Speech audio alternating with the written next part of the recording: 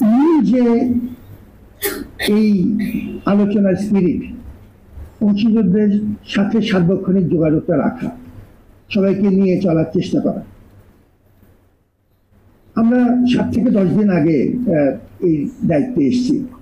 আমরা চেষ্টা করছি, আমাদের যদ্দূর অনেক রকম সীমাবদ্ধতা আমার আছে, অত্যন্ত ইমপারফেক্ট ধরনের মানুষ, চেষ্টা করছি যদ্দূর সম্ভব চেষ্টা করছি। শুরু করেছি ছাত্রছাত্রীদের সাথে হল পর্যায়ে যোগাযোগ করতে, কারণ আমি এখনো মনে করি হলগুলো হচ্ছে আমাদের ক্ষতি।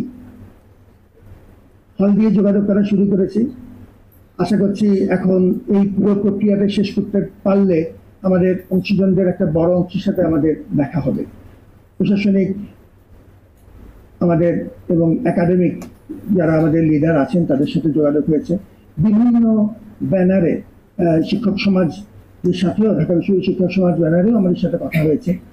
এবং যারাই এসছেন, আমাদের শিক্ষার্থীদের একটা বড় দল বিভিন্ন প্রসঙ্গে আমাদের কাছে এসছেন, অনেক দাবি দাবা নিয়ে এসছেন। কোনো সময় আমি মানতে পেরেছি, কথা মানতে পারিনি, কিন্তু কথা শুনতে যে তাদের যে আবেগ এবং তাদের যে অনুভূতি, তার সাথে আমার সরাসরি মোকাবেলা হয়েছে। সরাসরি কথা বলার সুযোগে আমাদের মধ্যে একরকম যোগাযোগ স্থাপিত হয়েছে। সেই যোগাযোগ শুধু কথার না, মনেরও। আমি মনে করি একটি অমূল্য সুযোগ এই যোগাযোগটা চিনিয়ে রাখা। শিক্ষক সমাজকে ধন্যবাদ জানাই যে তারা তাদের অনেক সীমিত সম্পদের মধ্যে, সময়ের মধ্যে তারা নিয়মিতভাবে যোগাযোগের কিছু ক্ষেত্র তৈরি করে দিয়েছেন।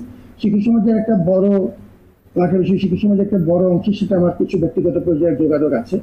আমি খুব চাই যে আপনারা এই ডায়ালগটা বুঝিয়ে রাখেন এবং আমাদেরকে সাহায্য করেন, যেটা আমরা চেষ্টা করে যাচ্ছি বিভিন্ন পর্যায়ে। এবং ঐক্যমত এসব ক্ষেত্রে একদম নিখুঁতভাবে হবে না, এটাই স্বাভাবিক। আদারওয়াইজ আমরা তো মানুষ থাকতাম না, সব ফেরেস্তা হয়ে যেতাম।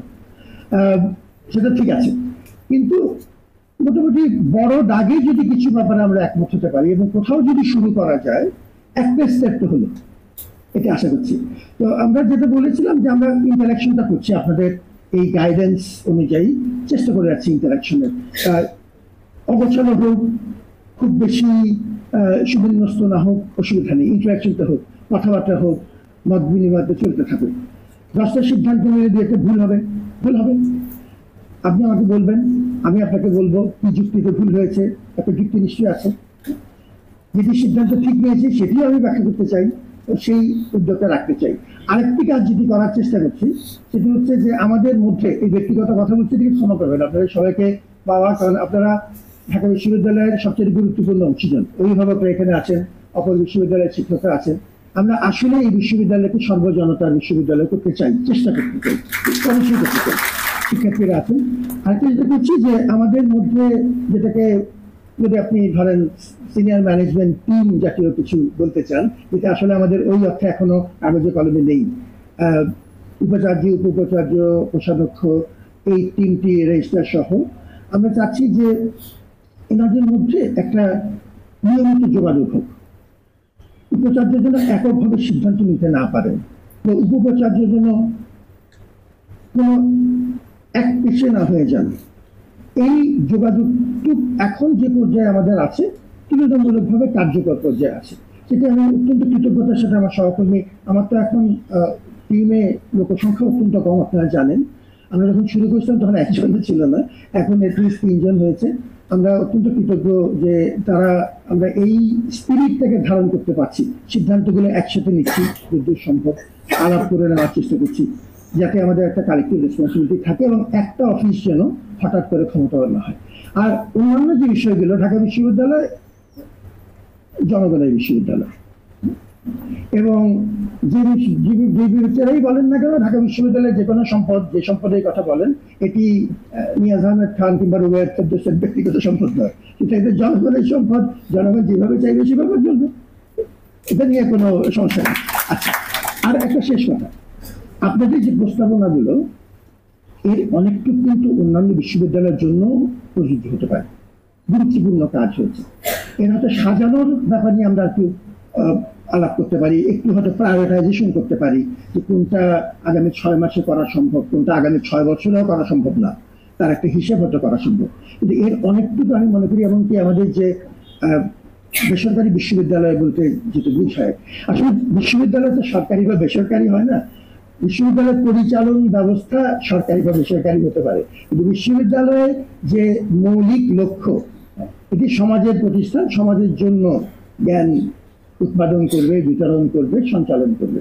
এটি যদি হয় তাহলে সেখানে বেসরকারি আর সরকারি কোনো পার্থক্য থাকতে পারে না। তো আমি মনে করি যে এই কাগজটির একটি ওয়াইডার অ্যাপিল আছে। আমরা ধীরে ধীরে এর থেকে একটা নির্যাস তৈরি করে যদি একটু এর থেকে নেক্সট স্টেপ হবে হয়তো একটু কার্যকর পর্যায়ে কিছু অগ্রাধিকার ভিত্তিক একটা সারসংক্ষেপ বা নির্যাস তৈরি করে স্টেপ বাই স্টেপ দিয়ে একটা চেষ্টা করে দেখা। এর মধ্যে আমরা আরো কিছু উদ্যোগের কাজ দেখেছি, যারাও কিছু পরামর্শ দিচ্ছেন। সবগুলো মিলিয়ে যদি আমরা একটা রিভিউ কমিটি টাইপ কিছু করতে পারি কিনা, এটাও আপনাদের একটু বিবেচনা থাকা দরকার, যাতে আমাদেরকে হয়তো একটু একসাথে মিলিয়ে কমন থিম গুলো নিয়ে একটা দুটো যেভাবে আমরা ঐক্যমত তৈরি করা সম্ভব সেটি নিয়ে কিছুটা এগিয়ে যাওয়া। অনেক কথাবার্তা বললাম। আমি আসলে খুব খুশি হয়েছি যে আপনাদের সবাইকে একসাথে পাওয়ার, এই সুযোগটা কাজে লাগানো। আমি চেষ্টা করছি, আমি যখনই কোনো অনুষ্ঠান হয়, আমি এবং আমার সহকর্মীরা আমরা চেষ্টা করি একটু এমনিতেই ঢু দিয়ে যেতে।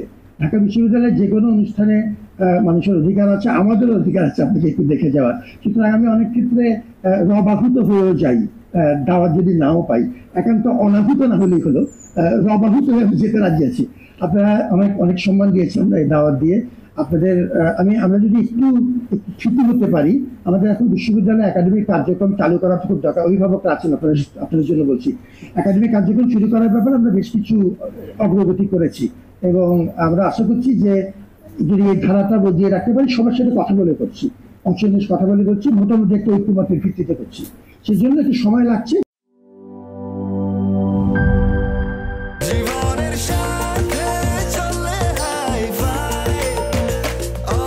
স্বাস্থ্যকর অল টাইম, সব সময় অল টাইম হেলদি লাইফ।